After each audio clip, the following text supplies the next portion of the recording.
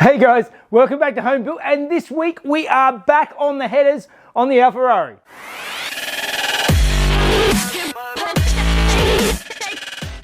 Hey guys, welcome back, and sorry we missed an episode last week. I was flat out working on Harry and it was a nightmare. If you want to go back and watch the trials and tribulations I went through with that one.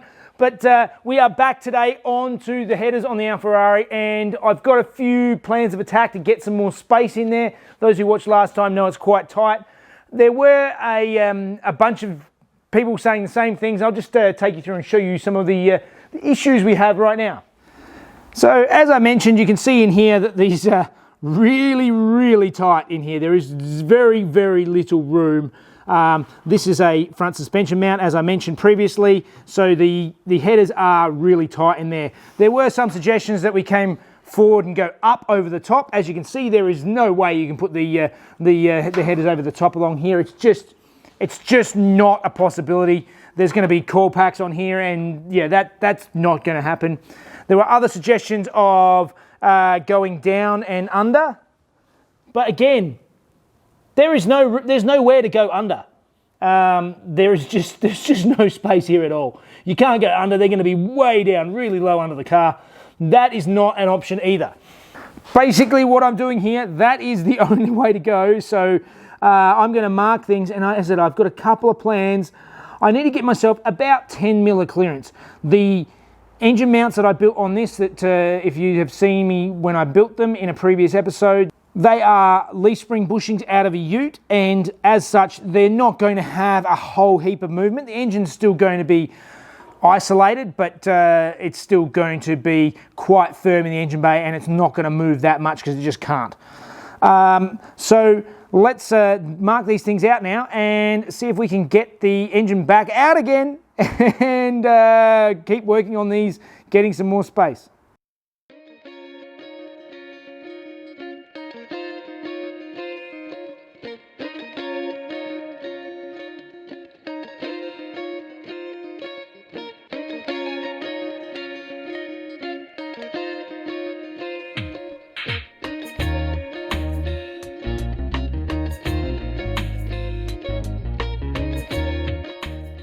Okay, so I have a few plans on how to tuck this even tighter than I made it last time. And one of the first ones is these flanges that I actually got made up are overkill by a lot. They're actually 12 mil thick flanges. The factory one is about 5. So it's far too much meat on here. And one of the biggest issues is I have to leave enough room with the tube coming over the top so that you can actually get a nut in there and do it up. I'm still going to probably have to sort of slide the nut in and do it up as you sort of tighten it down. It's not ideal, but what I'm going to do at first is I'm going to mark out this tab here and trim down at least just the bolt-on part down to about half. So let's start trimming.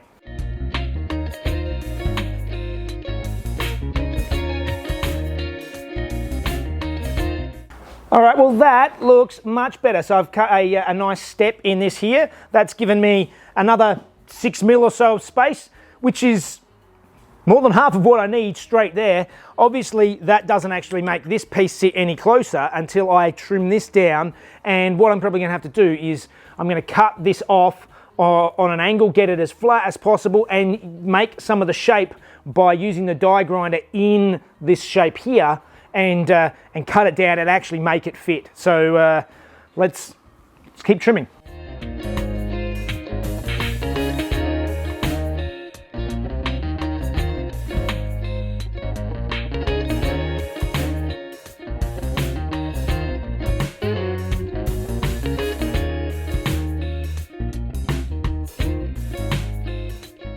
Attempt number, I don't know, 237. But you can see here that this, now I've tucked it really low. You can see with that new bolting point, this tube runs about as close as I am ever going to get it. And it's time to go to phase 2 of making more space to fit my header. And that is heading over here into the engine bay, and this mount is what is getting in the way. So what I'm also going to try and do is shave off this, so cut this whole piece open and see how close I can get this back to the actual suspension mounting point, which is actually this point in here. And deep in that hole, there is still a bit of space in the back there that I can utilize, I think.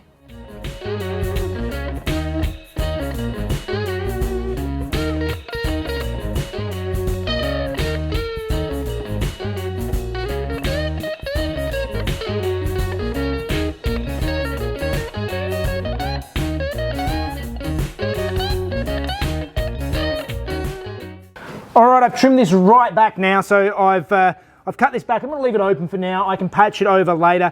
There was a bit of room there that I can build inside, still giving plenty of travel for this suspension arm.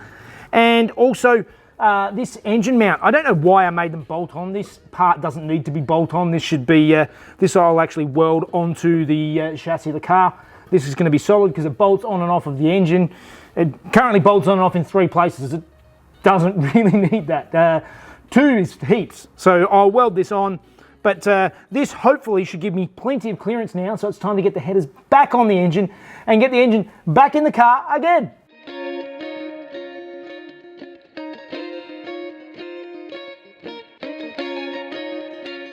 Hooray, we finally have some space. It's probably very hard to see down in here, but this is where we had the issues earlier, and there's tons of space. There's plenty of space for me to put a nice cap over this panel and still have plenty of room with plenty of space for all of the tubes. I mean, when I say plenty of space, 15 mil is heaps as far as I can concern with this. So that is a win. That is a huge win, finally.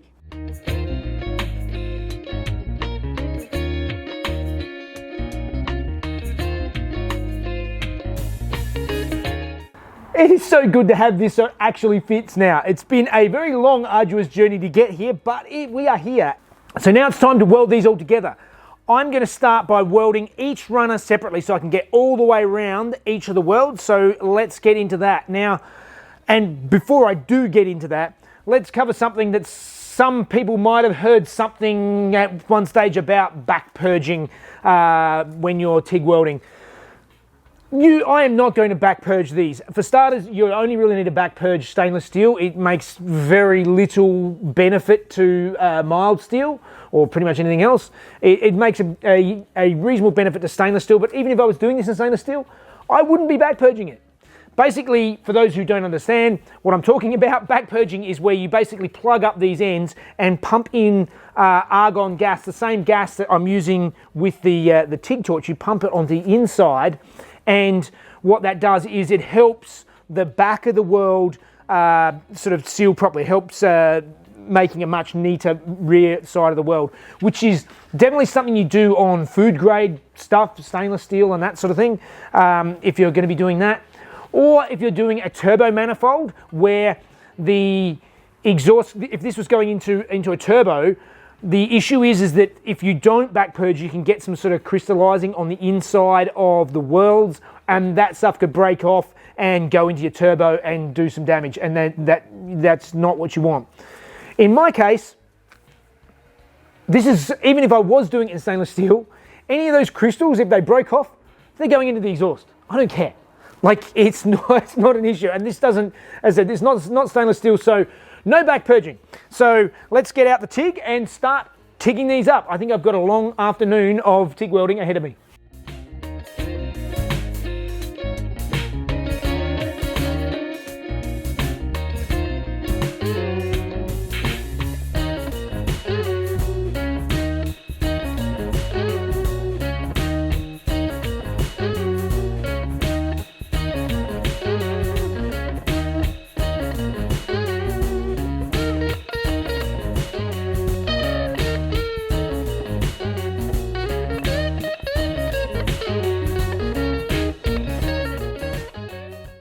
Okay, well, I'm enjoying learning TIG welding. I'm still far from an expert, but I'm happy enough with these welds.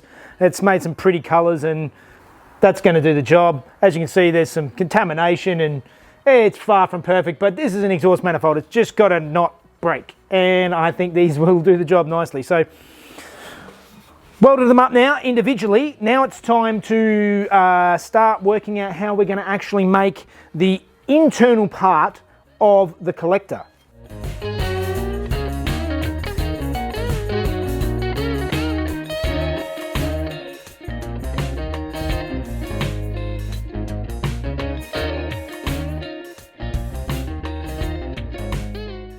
Okay, so I've mounted all the runners back onto the jig, and now I've got to try and make all of these join into this collector. Now, the outside is pretty easy, but obviously on the inside, you can see there's a bunch of gaps in between all these pipes, and obviously you can't just leave it open, otherwise it's all just going to leak out. You're going to have a massive exhaust leak.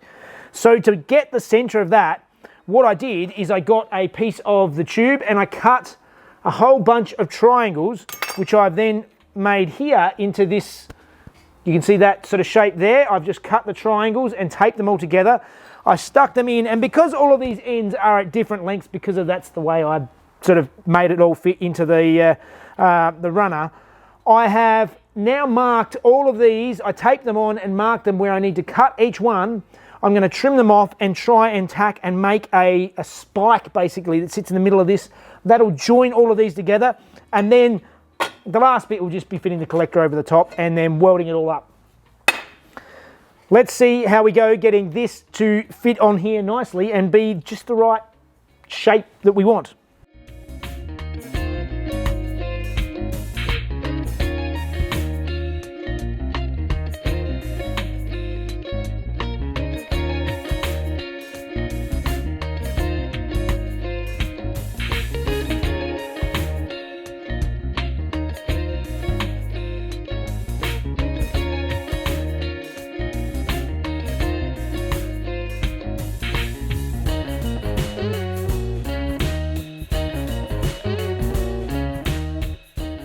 So you can see here that I've got my spike that I've made out of my 4 triangles. There are some gaps I'm going to have to fill, but that will sit inside nicely, and then I stick my cone over the top and we have a nice neat collector. So now I need to fill up some of these gaps and weld this all together.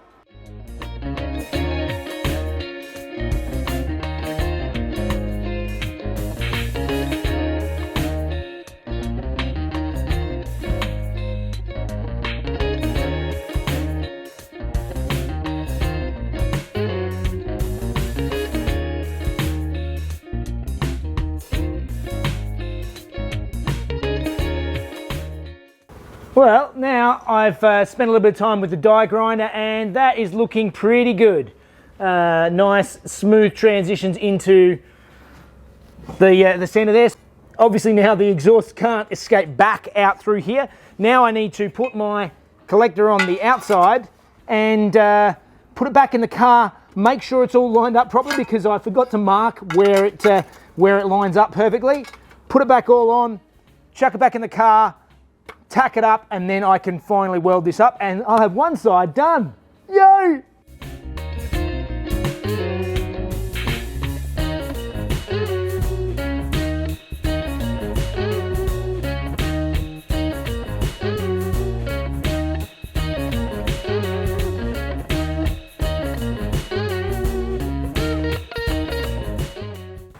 Okay, so while I was down there, I welded on my flange for the other side.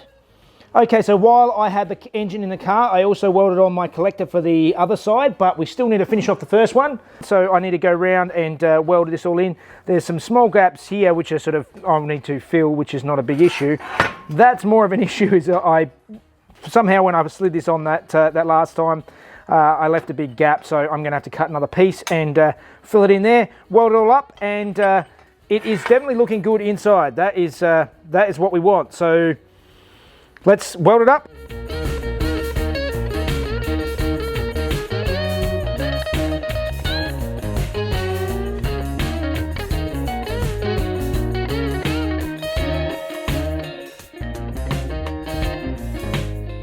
Okay, we have one manifold all done. So now I've got the other side set up on the same jig, ready to go, just the opposite way around. So hopefully this one should be a little bit quicker. Let's go.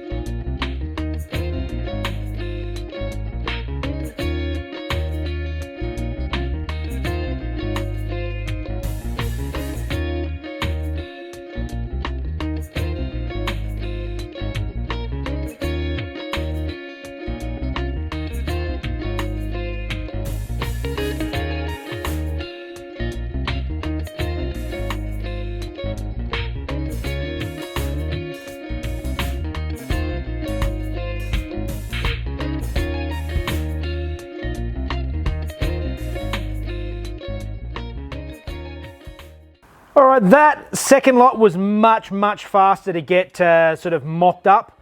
Hopefully that should be pretty close. Hopefully I shouldn't have to do any revisions. It's time to tack it together.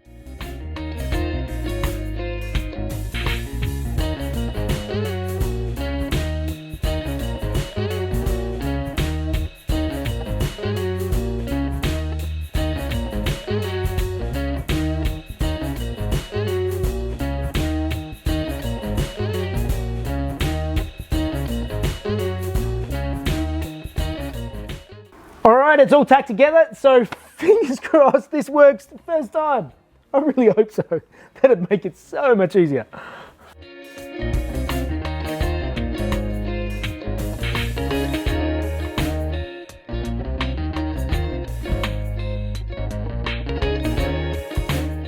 Well, we've proven that I'm not that lucky. Basically, this last runner actually contacts my engine mount, so I'm going to have to move it over and change the position of it. But I'm actually going to put the engine back in the car now to test out the rest of these to make sure I've got clearance everywhere else. If everything else is good, I can keep moving forward. If not, then I have to modify again. So let's just test it and see where we sit.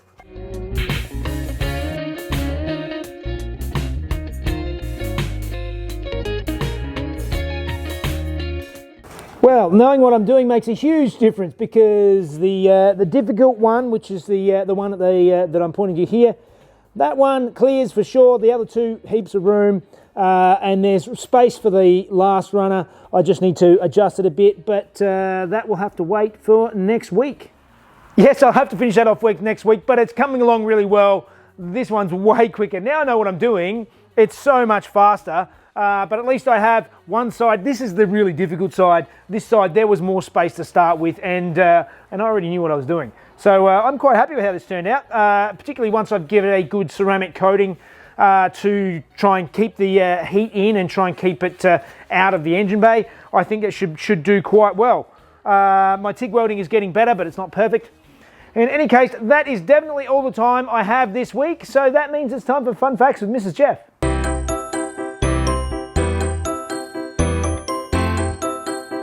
Hey guys, Alfa has a tradition of building small sporty cars, but never really nailed the large luxury saloon. Case in point is the Alfa 6. It was originally designed in the early 1970s, but due to the fuel crisis in 1973, it didn't get released until 1979, and by then the styling was quite dated.